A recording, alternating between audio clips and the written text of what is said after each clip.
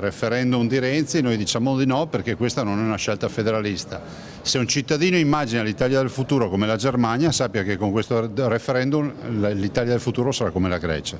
Anche il governatore Zaia ha partecipato alla presentazione del Comitato Veneto per il no alla riforma costituzionale del governo Renzi, organizzata dalla Lega Nord a Padova. Faremo leva innanzitutto sulla libertà che permette in questo momento di poter decidere, di poter essere liberi, e soprattutto con le autonomie locali, soprattutto con le regioni, perché con questo referendum si tolgono tutte quelle che sono le mansioni, le competenze delle regioni.